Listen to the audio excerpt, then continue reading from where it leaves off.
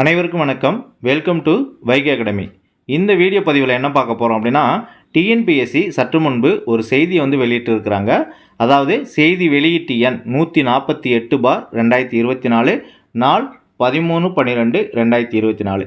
இன்றைக்கி தான் ஈவினிங் இந்த செய்தியை வெளியிட்டிருக்கிறாங்க. இந்த செய்தி குறிப்பில் என்ன சொல்லியிருக்கிறாங்க அப்படின்னு சொல்லிட்டு பார்க்கலாம்.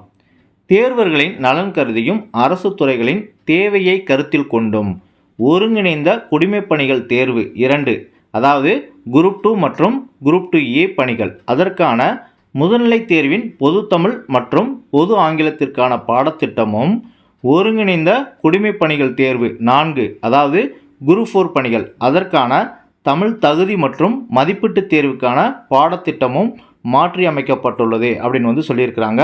அந்த மாற்றி அமைக்கப்பட்ட பாடத்திட்டங்கள் அந்த பிடிஎஃப் பார்த்தீங்க அப்படின்னா அந்த வெப்சைட் முகவரி கொடுத்துருக்குறாங்க. அதாவது தமிழுக்கும் ஆங்கிலத்திற்கும் தனித்தனியான முகவரி கொடுத்துருக்குறாங்க. அந்த லிங்கை கிளிக் பண்ணி, அதாவது டிஎன்பிஎஸ்சியோட இணையதள பக்கத்தில் போயிட்டு அதை டவுன்லோட் பண்ணிவிட்டு பார்த்துக்கலாம் அப்படின்னு சொல்லியிருக்கிறாங்க. டிஎன்பிஎஸ்சி இன்று அறிவித்துள்ள அந்த குரூப் 2 முதல்நிலை தேர்வுக்கான புதிய பாடத்திட்டத்திற்கான, அதாவது நியூ சிலபஸ்க்கான பிடிஎஃப்பும், குரூப் 4க்கான புதிய பாடத்திட்டம் நியூ சிலபஸ்க்கான பிடிஎஃப்பும் இந்த வீடியோவோட டிஸ்கிரிப்ஷனில் லிங்க் கொடுத்துருக்குறேன். அந்த லிங்கை கிளிக் பண்ணி டவுன்லோட் பண்ணி புதிய சிலபஸ் எப்படி இருக்குது அப்படின்னு சொல்லிட்டு பார்த்துட்டு இருங்க. ஏற்கனவே இந்த குரூப் 2வோட முதல்நிலை தேர்வு முடிந்து நேற்று தான் ரிசல்ட் வெளியிட்டிருக்கிறாங்க. இருந்தாலும் 2025 குரூப் 4 குரூப் 2 மறுபடியும் நடத்த போகிறதுனால இந்த புதிய பாடத்திட்டம் ரொம்ப முக்கியத்துவம் பெறுகிறது.